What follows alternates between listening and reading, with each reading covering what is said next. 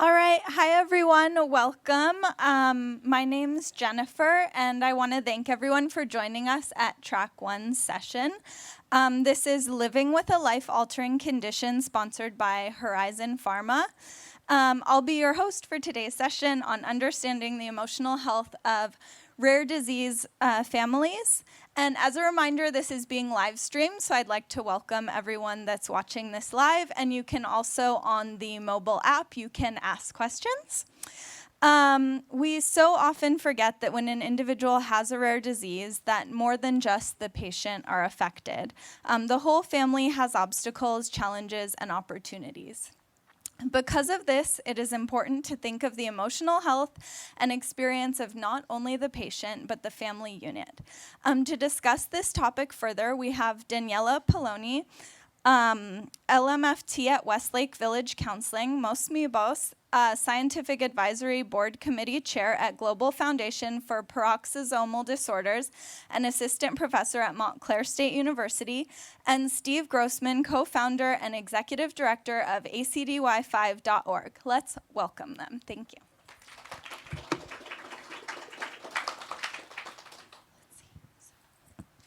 Here's the slide clicker. Yeah, so that'll advance. So just this one right here? Oh, Yeah, this one. Okay.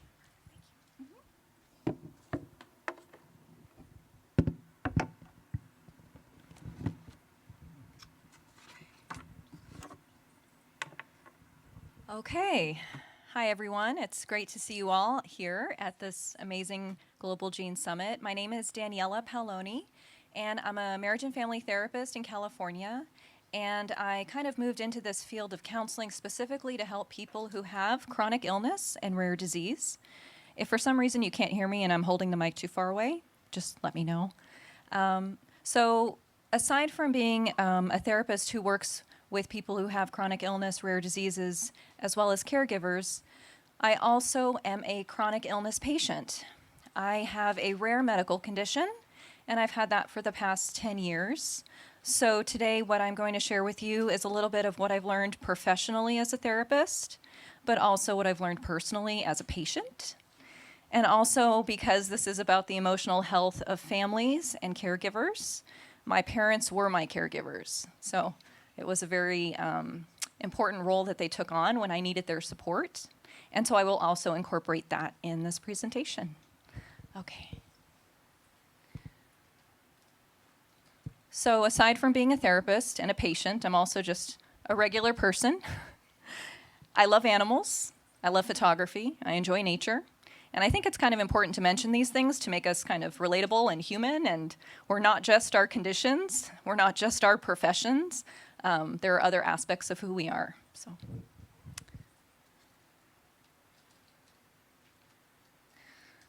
So the big takeaway, if nothing else, with what I share with you today is that you are allowed to feel your feelings. As a caregiver, as a parent, as a family member who's taking care of someone with a rare disease, it can be an emotional roller coaster. It can be tough. And, it might be overwhelming when you're kind of confronted with these ranges of emotions. Perhaps feeling guilt, shame, anger, frustration. But whatever those feelings are, it's so important to just acknowledge them and remind yourself, I'm a human being. These are real human experiences, and I'm doing the best that I can, and it is okay that I am feeling this way. Okay? So to continue this conversation a little further, I tried to make this as interesting as possible. So this is a model that is called the 7 psychological stages of chronic pain and chronic illness. Now you'll notice that I'm using the words chronic illness and chronic pain. And the reason behind that is, as far as I know, and as far as those who are my colleagues in the mental health field, that's really the terminology that we use. We don't really use the phrasing of rare disease. So I mention that because if you're looking online for resources or mental health professionals who might be able to support you, I encourage you to type in those kind of keywords, which are chronic illness and chronic pain. And this is the closest model that I could find that would match and really honor this conference.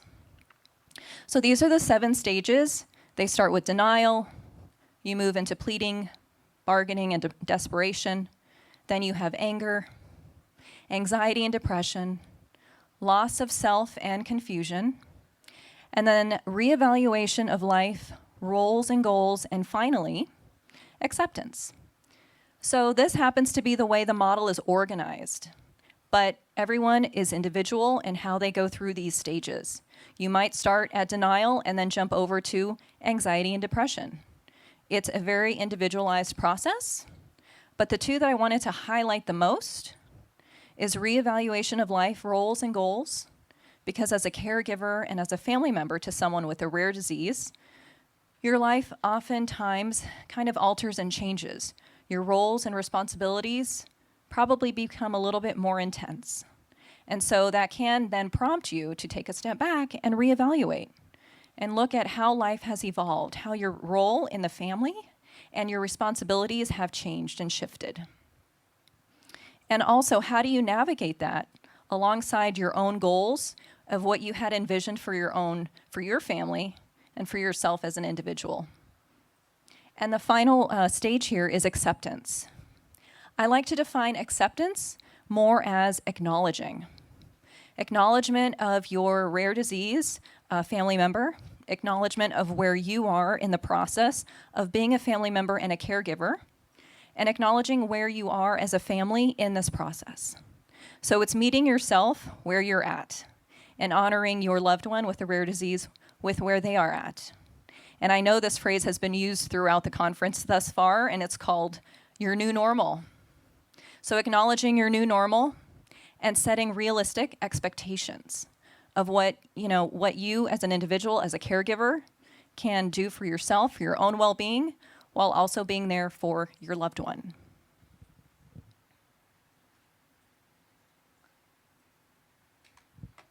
Okay, so then there's this other phrase, which is referred to as secondary trauma. And this might not be something that many of you have heard of, but I think it's so important to mention because I find that oftentimes those who are caregivers, parents, family members, spouses to someone with a rare disease can experience secondary trauma. So if I were to define this, it would be when the caregivers, family members, and loved ones are witness to the pain, fear, depression, and anger that those with rare diseases experience.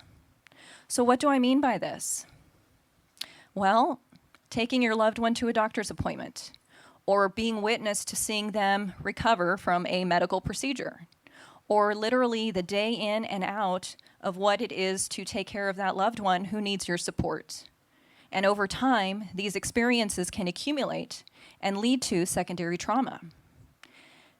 And the reality is, if you were to do an internet search for the term secondary trauma, you will not really find much literature or articles specific to caregivers, which is such a shame.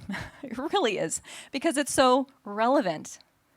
However, what you will find instead is literature related to mental health therapists and medical professionals who experience vicarious trauma due to their profession and the patients they serve.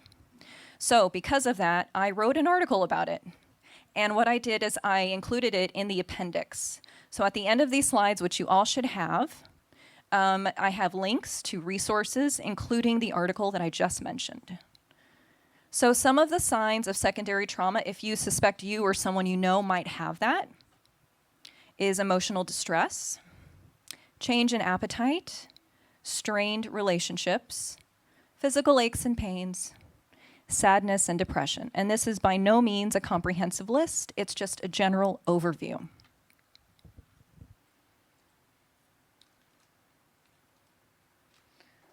So now I've mentioned a whole bunch of things. I've talked about these 7 stages of chronic pain and illness. I've talked about feeling emotions and something called secondary trauma.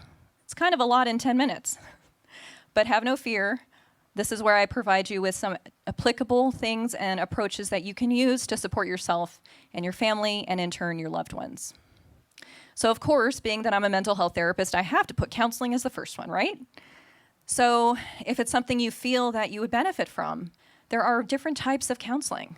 There's in-person traditional counseling, There's also online counseling, which is a growing field within the counseling profession, and it's really exciting. And I happen to do both. I enjoy doing both online and in person.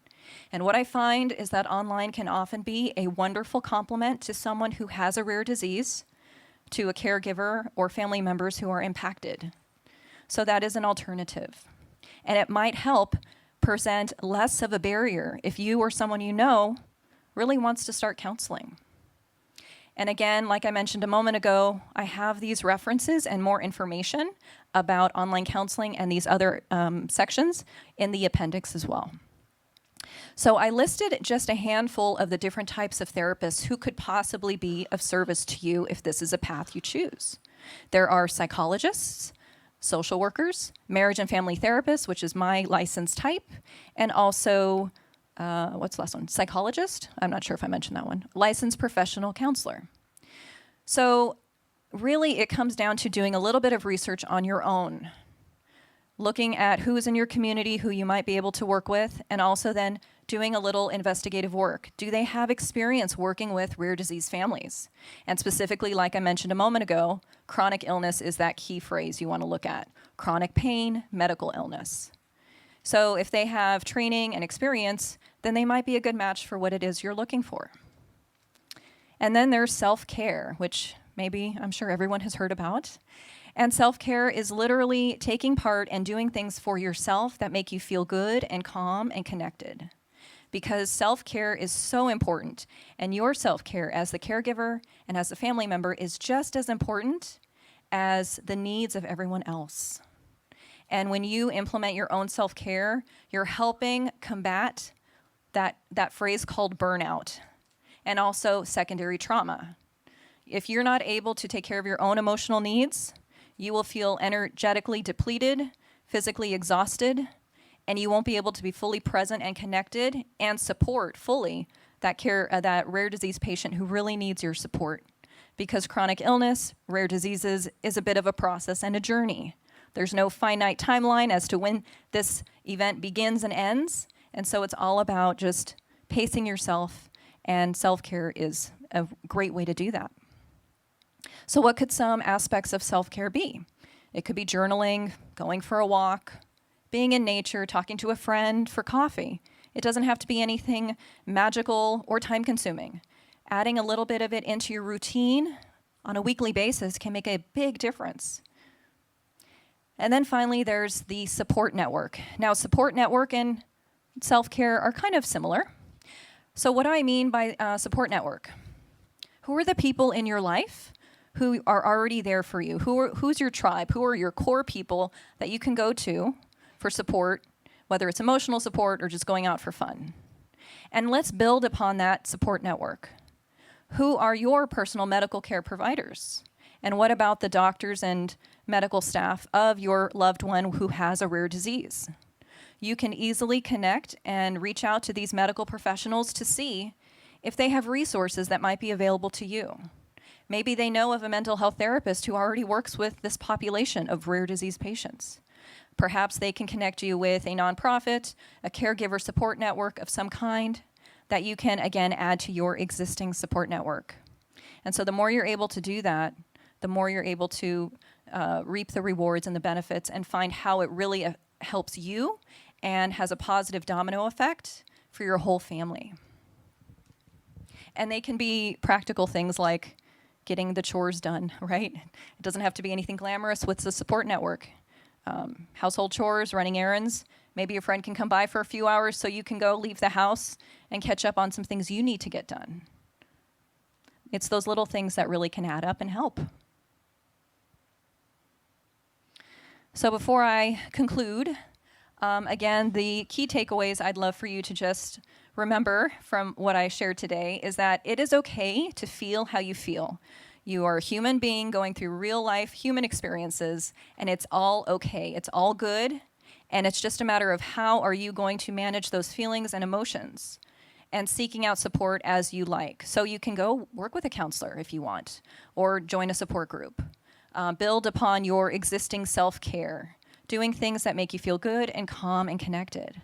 And then, of course, building on your existing support network and reaching out to other communities. And of course, this event, being the amazing event that it is, obviously is a great resource to connect with other families and professionals and advocates that could potentially be part of your support network. And if anyone has any questions, you have my information. I passed out this little rack card here. And if anyone needs one, I'd be happy to pass one to you. It's specific to chronic pain. However, it's really all about self-care and stress management. So I hope you find this handout useful, this little card. And again, I have resources at the very end of the slides here as well that you all should have. So thank you so much.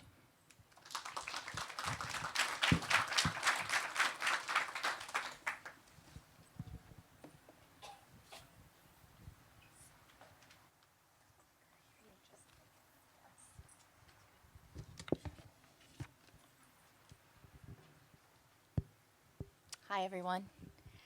Thank you so much for coming out today. My name is,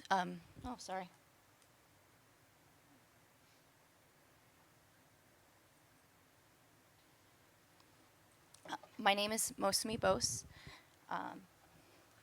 and I am an assistant professor at Montclair State University, and my research interests are really focused on the rare disease caregiver, what their experience is like, what their overall emotional experience is, what quality of life means to them. And these research interests were brought about by my affiliation with the Global Foundation for Paroxysmal Disorders, where I served as a board member for several years, and I'm now part of the Scientific Advisory Board. And the reason I'm affiliated with the Global Foundation for Paroxysmal Disorders is because of this guy. This is my son, Elan, and he was born in 2010 with a very severe form of Zellweger spectrum disorder. And so today, for this session, what I'm going to be speaking about is my perspective, my perspective as a parent, and talking a little bit about what my experience as a caregiver to Elan was. So, as I mentioned, Elan was born with a severe form of Zellweger spectrum disorder. Zellweger spectrum disorder is a disorder of peroxisome biogenesis. So, as peroxisomes are in every cell of the body, they affect every organ system in the body, and it's a pretty debilitating disease. I'll get into more the characteristic and stats about this disease in the next session, but bottom line, what that meant to me is that when he was diagnosed, I was told that he had 6 months to live and that he would never really hit any sort of milestones. And we stayed in the NICU for many months, and then we got discharged when he was about 3 months old, and then we took him home and tried to give him the best life that we could. And he was an amazing kid, really, really amazing. But the caregiving experience was challenging, and some of the things that I experienced as a caregiver was devastation when we got the diagnosis. This is a life-limiting disorder. A lot of anger as to why this was happening to us, and truthfully, I can't tell you that that anger is completely gone. I still experience a little bit of that today after so many years. A lot of guilt, sort of associated with it was my genes that that were passed on to my kid. With regards to our caregiver experience, he had a lot of medical needs. It's a very medically complex disorder. A lot of caregiver tasks. I quit my job to take care of him, and it was exhausting. The multitude of tasks that both me and my husband had to complete in order to properly take care of him. It took a lot of time out of our day, and it was exhausting. My first child, everybody around me was having children, and they were all had great muscle tone and didn't need oxygen, and it was very isolating. It was just not being able to be around other people that were experiencing, not that I would wish that on anybody, but just not having anybody that I could talk to that shared a similar experience as me. Again, being that it was my first parenting experience, I really had this idea of what I thought parenting was going to look like, and this is not what it was, and I was really craving, any bit of normality in my parenting experience, whatever that was. Given that it's such a medically complex disorder, we had to deal with a lot of medical care providers, and some were really good. Some of those experiences were really good. Some were very, very challenging, and it was really hard to coordinate care across different specialists. It was hard to get some medical providers to listen to me as the expert on my son. And that, like I said, like it says up here, that caused a lot of frustration for my family. So I'll just very quickly talk about some of the things that we did to kind of address and manage our emotional experience. And before I get into this sort of idea of coping, what I will say is that especially now, Elan passed away in 2011, and since then I've had 2 healthy children, and sort of my experience with my other sons have helped me really realize what a special, unique experience I got with Elan that I don't necessarily have with my other 2 children. For example, just being able to kind of just sit with this child on my lap and just sort of be in his presence and not have to worry about anything else for hours upon end. I can't do that with my other 2 kids. And that was something that was very special to me. And I don't necessarily think I learned to appreciate that until after I had my other kids. But in terms of how our family coped, I was speaking to my husband before I came up with these slides, and asked him, if you think back to when we were taking care of Elan, what were the things that helped you keep doing what you were doing in terms of taking care of him? And he was telling me that the one thing that was really empowering to him was just sort of getting into all of the medical tasks that he had to do, that he learned, because of him, and becoming really good at them. Like, he really relished, trach care and G-tube care and, setting aside meds, in this organized little row. And he just kept getting better with it with each time that he did it. And that's something that really filled him with like a sense of accomplishment and a sense of just, I guess, gratitude towards our son to be able to give us that experience. And I completely agree with him. We really, as time went on, we just got better and better at taking care of our son, and that was something that was really important to us. My husband is a filmmaker, so his bread and butter is movies. So his thing that he liked to do when he needed some time off was to go watch movies. And so that's sort of the next thing I'll talk about, is just giving yourself time to check out. And we were able to do that with the support that my husband and I gave to one another. I started going to therapy because I was actually pregnant with my second child during that time, and I started having these, maybe it's called secondary trauma. I called it PTSD because I was afraid of having the same sort of traumatic birthing experience that I had with my first son. So that's why I started going to therapy, but it ended up being so much more than just addressing that fear of a similar birthing experience. And the reason that we were able to do that, I was able to go to therapy, is because this was a long fought battle, but we tried to get skilled nursing to give us like a minute to ourselves so that we could recharge and better take care of our child. And it took 8 months in order to get that skilled nursing, but we got it. And it really required a knowledge of what our state, what type of medical care our state provides, and how that translates into his condition and how many hours you get as a result of it. So if this is something that you think may be helpful to you, then I would definitely recommend looking into the process. And I'll give you a couple of resources at the end here in terms of maybe starting the process of looking for skilled nursing. I feel like it really just was a game changer in our lives. Another thing that we did is really just sort of try to appreciate the little things that he could do. Yes, he'd never really hit these milestones, that these sort of traditional milestones, but we were told he was never going to be able to communicate with us. And by the time he was about this age, just about 9, 10 months old, he had this little thing that he did where whenever he was not very happy with you, he would just raise up his arm. This is a kid with low muscle tone. He would be like, nope.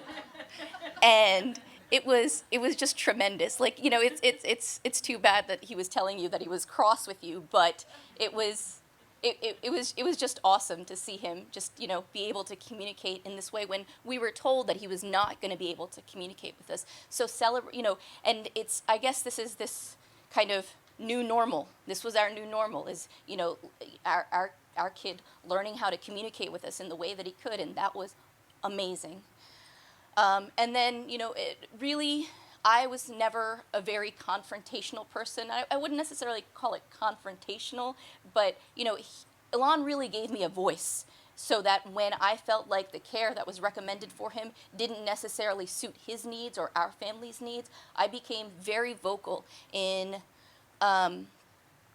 making sure that those needs were addressed, or at the very least acknowledged. And that, that really changed me as a person, and I'm thankful to him for being able to give me that. So, I don't have much more, but I'll certainly take any questions at the end. But some of the things that, relating back to what I talked about, I really felt like therapy was something that was extremely useful to me in terms of dealing with some of my psychological stress. We eventually, and then this was after Elan passed away, and both my husband and I did start going to couples therapy, and I think we could have, looking back, I think we really could have benefited from it while he was alive, but what it allowed us to do was really help us each understand how each of us, the other person, grieved. And that was really valuable to both of us, because up until that point, both of us felt very, very isolated in our grief. So I really felt like therapy was very beneficial to us. With nursing, the way that I found out about nursing is actually I found a skilled nursing company, and I started not only did they end up providing our nursing care, but they were the people that actually helped us navigate the Medicaid system in our state, because they knew what needed to be done in order to get those hours. So this is one company that's on the northeast coast, but I'm sure there are other skilled nursing companies that you should really look into if you're interested looking at skilled nursing in pediatrics. The person that turned us on to Beata was a hospital nurse who was taking care of our son when he had been admitted during a routine, not a routine, but in our life it was a routine hospitalization. So, looking at these resources, they can really give you actually a lot of information. I was not able to really be able to experience a lot of respite care because Elan's life was pretty short. But I've talked to a lot of parents that have said respite is something that's really needed. So I found this cool article which you can look at about respite care, and then there's another website. So again, respite is another one of those things where it's like state to state in terms of what is allowed. So I encourage you to look at respite as a possible way to sort of kind of decompress, recharge, whatever, because you don't have to. As a caregiver, one thing I learned is that I didn't need to be doing everything all the time, and sometimes it's hard to forget that, especially with me. It's my first child. Like I felt like it was more. This is like what I have to do, but you just need time for yourself. And this, you mentioned this as well, and I think that's a really important theme to remember. So that's all I have. Again, I'll be happy, we'll take questions afterwards, but I'm going to pass the mic along to Steve, and thank you so much for your time.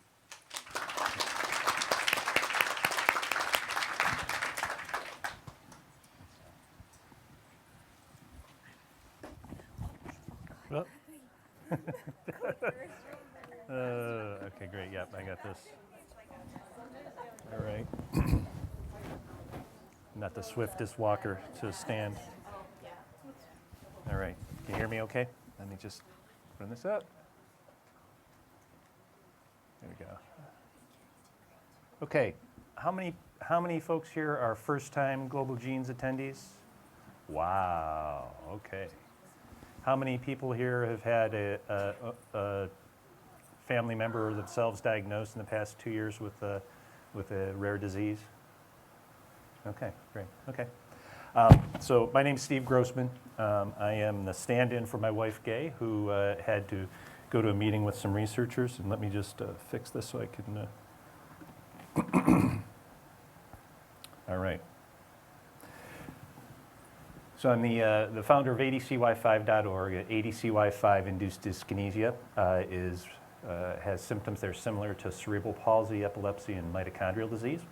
My daughter Lily, she's here today listening to me, keeping me in check. She's a social media volunteer today for Global Genes, so she's here with me, and that's why I'm here. It's because of her. She was diagnosed back in 2015. She was one of the first ones with the full body presentation of it. We're up to about 300 around the globe. My background and my wife, I'm more the analytical side of the house, and she's the touchy-feely. So she gave me her slides, and I really couldn't do anything with them. So bear with me. But it's interesting. What I'm going to talk about is our practical experience dealing with the emotional side of things, and how we kind of instituted proactive systems and procedures to try to deal with it, because your life is full of curveballs all the time. So if you can minimize a couple curveballs, that's really helpful. So that's upward and onward. Okay, so one thing that, so we were involved with the Mitochondrial Disease Foundation, very active with it. Chuck Mohan, who is the founder and longtime executive director, he would often start off a lot of his talks about talking to family members who've been diagnosed with the severe form of mitochondrial disease or may have lost a loved one. And this is what he would say. He'd say, okay, I have to try to do it in his accent, but okay, this is a sad situation. And this is what he'd say to people. This is a sad situation, so let's cry. Let's cry as long as we need to, but we can't cry forever. So let's figure out what we all can do to solve this problem together. And you know what? We're going to end up crying again. And that's okay. But in the process, we will also end up advancing our cause. And that's kind of one, the mission statement that we've tried to live by with Lily and helping figure out how to deal with that. Okay, so you talk about real-world examples. Lily and Gay and I didn't sleep for about 10 years. This is only 15 months of that, and each one of those dots is a 3 to 5, maybe 10-minute. You can see some up near the top. Those are 10-minute sessions of extremely painful convulsions and tremors. And so that kind of gave us a lot of stress in our life. I mean, how many people here have ever done an all-nighter for school? Oh, not as many as I expected. You guys must be more studious than I was. So anyway, yeah, this was one of the sources of a lot of our emotional stress. And Danielle and Mosumi kind of went through a lot of this. I'm not going to rehash this, but these are a lot of things that we all feel. The Kubler-Ross 7 stages of grief, and the other one that Danielle mentioned. So we, when she was diagnosed with the rare disease and we realized things weren't going to be that great, we accepted it, and we realized that we couldn't do it alone. And that's one thing we've been able to do throughout our life is reel in the people, not reel in, but accept people and accept their help, acknowledge it. You have to, because we're pretty strong and stubborn people, type A's, and we can do this ourselves. And so we had to come to that realization. And the one thing that we talk about and that I talk about with Lily a lot is, it's a marathon, not a sprint. And it's a broken record for me, but that's the way we've looked at it. And I didn't put that slide up. So what we've done is we've tried to divide and conquer. So like at night, we wouldn't both, well, we would both be getting up and it'd be hectic. So I would take half the night, she would take the other half. Or she was, my wife Gay had, some of the social services stuff. I did, the technology and the assistive things. And we got together and we prioritized things. And again, I'm not saying anything it's a real revelation here, but you got to execute these things and think about them. And when you see them on paper, it helps. And it was just us, so we have to pick our shots.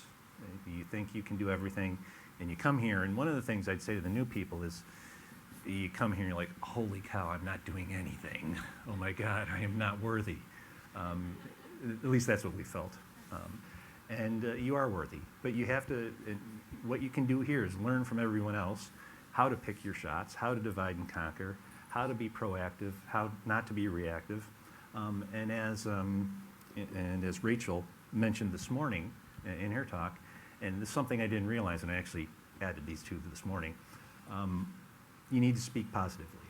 And that's what think positively, speak positively, stick to your strengths. Lil has trouble feeding herself, but she can type, and she's written 2 books on Amazon. So, focus on the strengths. That's what we try to do, and things can get better. So one thing that Mosumi was talking about, the different things that you can do, and all these things are mixed together. So to say these are separate, it really isn't. They're all interrelated. But when you have issues on the medical side, you have an idea of what you want to accomplish medically, you go after them. School is the same way. Insurance, social services, or nursing care, those things. So those are the types of things, and friends and activities. So we would try to build a framework in our mind of, I don't want to say what's normal, but what's possible. And we'd go about that. And when something would happen on the medical, you get so frustrated and you realize, well, that's not really a medical, that's more of an insurance thing or a friend thing, or it helps you when you're having that problem to pluck it out and then approach it from that category. Like I said, priority and urgency. There's stuff that's important that you don't have to do right now. There are other things like someone dropping their laptop and cracking the screen and not being able to do her college homework. I don't know if you've ever had any of that, but that was the most recent thing for us. So what that meant to me is like today and the week, that totally threw me off. But you look at these things in terms of day, week, month, and the person who does our estate plan, he said you should look at things in 4-year increments, and we've been doing that. And that kind of is good. Every 4 years, things seem to change around, this is again, this is not earth-shattering revelations, but it's you got to keep it simple, keep it to blocking and tackling, including things like what's the most stressful time of the day for you? What's the most stressful day time of the week? And that's when you can get some respite care or get a nurse in, or maybe even mother's help, a little kid down, one of the younger kids down the street to come in and help and give you a break so that you can have an hour away and just an hour to recharge. When you get back to, school is obviously important, and with Lily, what I would do is I would give a presentation every year, probably 10 or 15 minute PowerPoint, of course, because I'm in sales, to tell the kids, okay, this is Lily, here's what's going on with Lily, here's the things she likes, LeBron James, ballet, all these other things, and here are the things she needs, with which she needs help, and here's how you can help. Open the door. If she falls down, help her get back up. She's not going to break, and she's okay. And she may have some trouble talking as she does now. If you talk to her now, her IVIG is a week late, so she's a little stiff in the mouth. So it's tough. And I explain that to the kids, and like, oh, okay, yeah, she's normal. And they would include her as much as she could, and she'd drop down. They'd be like, come on, Lily, get up, get up, Lily, and they wouldn't be all freaked out about things. So it really gave them some common ground, and she made some really good friends over the years. Talked about the IEP, and one thing, and my wife is the IEP department. She is a killer in insurance, social services, and IEP. So if you need help with that, she's, she scares me to talk about her. But the one thing that she has, if you don't write your own IEP, manage your own IEP, it is your IEP, it's not the school's IEP. And take control. If you don't know what to do, ask someone who does. If you have a room full of 8 people, and it's just you, bring a friend, and they're there to take notes, just to get a second opinion. If I'm around, I've been told I'm not allowed to IEP meetings, because I'm like, oh yeah, okay, let's get together. Yeah, I'm good. So I say yes too much. I'm a people pleaser, so I'm not allowed at IEP meetings.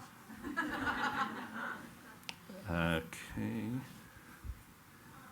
On the medical side,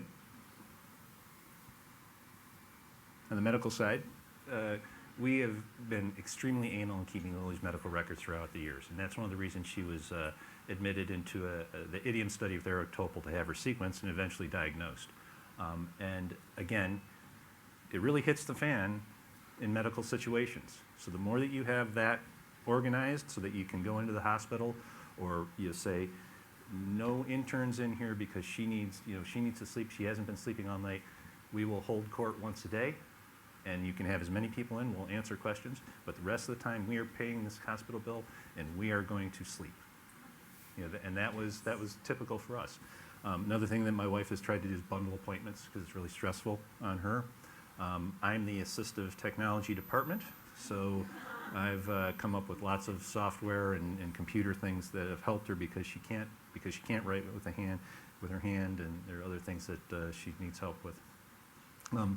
And one thing that we've tried to do, because it's basically the Stephen Gay show, we have not done what people have told us what we should do, because there's only a couple hundred of us around the world, and we have focused on science that could leapfrog everything, kind of ninja scientists, I guess, because if we tried to do it the regular way, there's no way anything would happen. And we've had some interesting projects around stem cells and drug discovery and drug repurposing that are happening because of that. So depending on your situation, again, this is one person speaking and your results may vary at home. That's how we approach the medical side of things.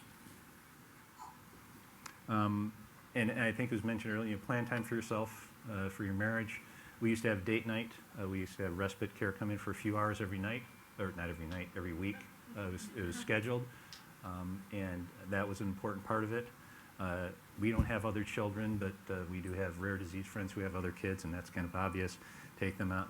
He used to take them to Starbucks, and they'd read the paper on Sundays, and he was a little young boy, and he'd get a Starbucks cup with water in it.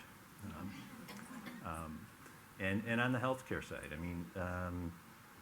we've had some significant familial health issues, and I can't tell you how important it is to get out and go for a walk or to exercise. If you go to the gym, it really helps my state of mind and state of being, and also with Gay. So again, I'm restating the obvious, but this is just one example of what we do. So I guess it is, the ultimate goal is you want your child to thrive, and that's what we're trying to do for Lily, both physically, emotionally, and intellectually.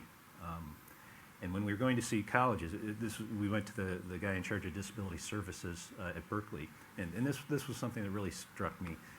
He was sitting there, he looked at Lil, he said, Lil, he goes, your parents aren't going to be around forever. He said, so there's no better place in college for you to figure this out, pick the right college so that you can figure out how life is going to go, because someday they may not be around. And that has really stuck with me, and a lot of what we try to do is to help to plan for that. So that's Lily. That was just a couple days ago. She just joined the Whittier College, which is a local college here, the Whittier College cheer team. So that's it. Please feel free to contact me at the email or follow me on Twitter, and I'll take questions with everyone else. Thanks.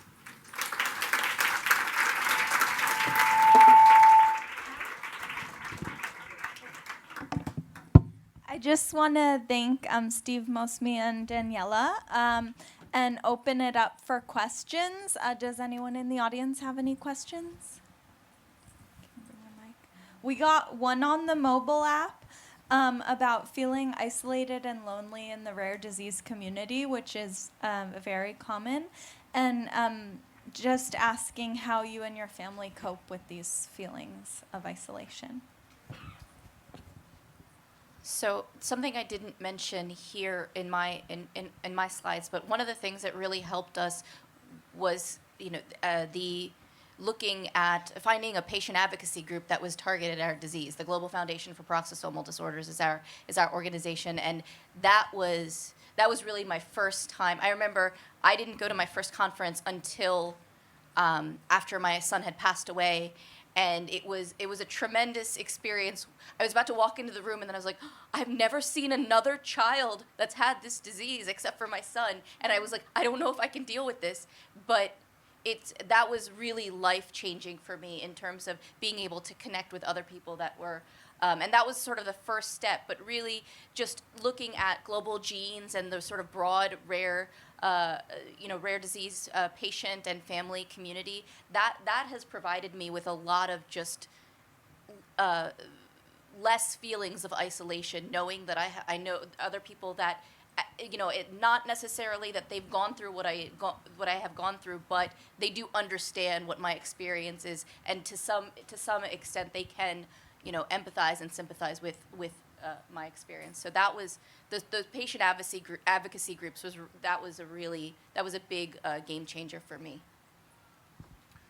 Any other? Oh, sorry. I can add to that too, just as a patient with a rare medical diagnosis and condition. I had to get creative because I was feeling quite isolated because I didn't know a single person who had what I had, and I'm in remission for it at this time. And it was also hard for me to leave the house. It was hard for me to kind of do what normal people do. So I got creative, and I ended up getting on social media and finding online communities where there were, actually I helped create a community, an online community for my particular condition. And from that was the kind of building blocks for me to feel connected and to feel understood by other people who got it. And that was really a key piece for me. And it was kind of, it changed the path of feeling isolated and alone in it and feeling connected and validated. And that was a big shift for me. So. Any other? Oh, yeah. Hi, I'm a mom of a daughter with ultra rare disease, so this could probably go to anyone, but I was listening to yours first. Culturally, I think is something that we as a community miss a lot. So how do you support in that sense? Because sometimes it's the family saying it's a blessing. You were chosen. You are the one. This is why. So, and when you're feeling all that you've described, then you don't feel like that every day. But culturally, I think, so 2 points. Culturally, I think is something that's missing from a lot of the rare disease conferences that I've been to. And each year that I come here, I see it getting more diverse, which I really like. But on top of that, it's the cultural part of even, like, for example, the Hispanic community. It's like you're the chosen one. When that's the message you keep getting, but that's not what you're feeling. What do you say to families who experience that? I guess I can go for anyone. Well, I guess I could speak to that a little bit because that's part of my cultural background. I would say that it depends on the level of acculturation of the particular community. In this case, you're referring to the Hispanic or Latino community. So I think the more acculturated, or meaning the more acclimated they are to American way of life and ways of thinking, typically I don't necessarily hear that line of thinking of what you're sharing, of it's a blessing. But that's just my own lens and what I'm seeing. What I would say, if that's something you're encountering personally or others, it's that then what really needs to happen is a conversation with a professional who is a mental health therapist, and it's called psychoeducation. Let's talk about this. You might, as mom or dad, feel that this is a blessing. However, when you say that, it probably doesn't sit well with your child or your young adult. And actually maybe having a family counseling session just to kind of talk about that. or have that family member with the rare disease go into counseling, because maybe if that's what they're experiencing at home, they're feeling a bit silenced and they don't feel like they have a way to actually communicate and really talk about their feelings, because when they do, they try to open up and connect, they might be feeling a little bit shut down because that kind of conversation is happening. And so individual counseling could give them that voice and that space to actually talk about what they're feeling and feel validated and reaffirmed in whatever experience they're having. And then perhaps over time, a parent can come into those therapy sessions, and there can be conjoint therapy where that conversation is brought up in that room, where the patient can kind of talk about what's on their mind, and also the parent can hear from them, and the counselor can also bring in educational pieces of, okay, I understand this is how you're feeling, mom or dad, that you feel it's this way, that it's a blessing, but your child has a different experience with it, and maybe we should explore that more, because this is their disease as much as it is impacting the whole family. So I think that is kind of the best way to approach it. I hope that's helpful. And as somebody who has been addressed that way before multiple times, I think there's nothing wrong with just without being confrontational, but being clear that similar to what Daniela said, that you may feel this way, and I appreciate you feeling this way, but that's not necessarily how I feel, and just being sort of frank about that and see where the conversation goes from there. It may not end well, I don't know, but I think at the very least that you're being true to what you're feeling, and just and again, I guess you have to sort of pick and choose what your battles are when dealing with other people's kind of social kind of interpretations of your situation, but. I think there's definitely something to be said about just being sort of frank, open, and honest, and then sort of seeing, if it's worth having a continued conversation about that.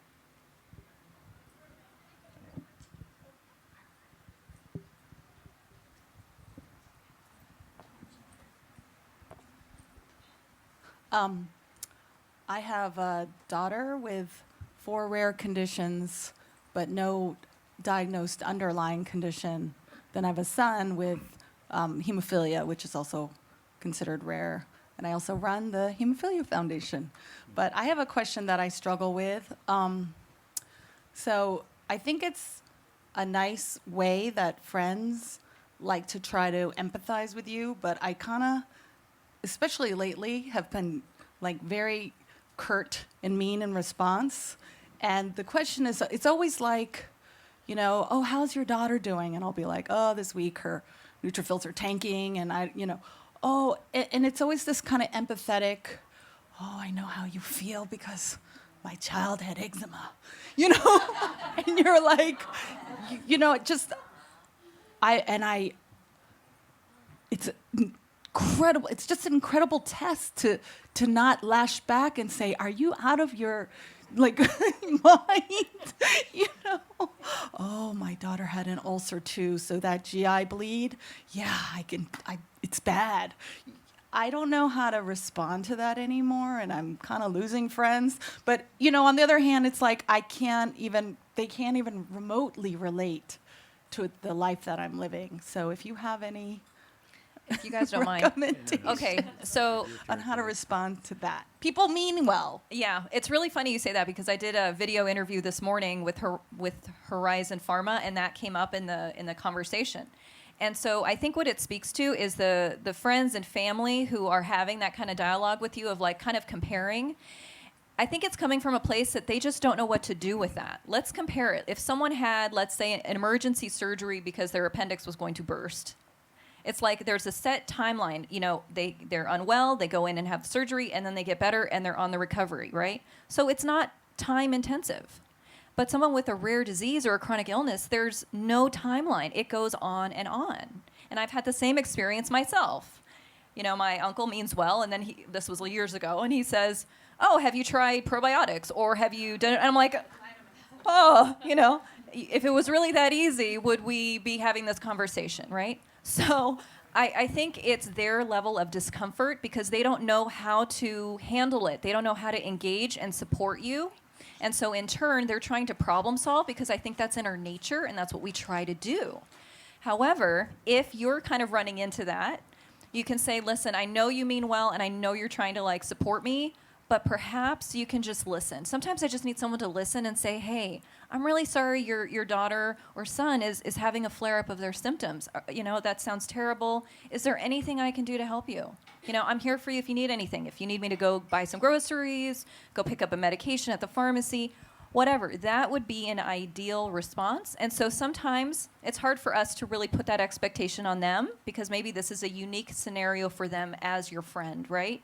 But if we just have a little conversation and say, this is kind of what I would really appreciate, would you be okay with that? And then go from there. And hopefully then things are a little smoother. All right, thank you so much. I'm going to wrap everything up since our next session is at 4:15. But if you have any questions, come on up to the front. And we just would like to thank our networking break sponsor, Audentes. And for anyone who's going to be back here at 4:15, I'll see you then.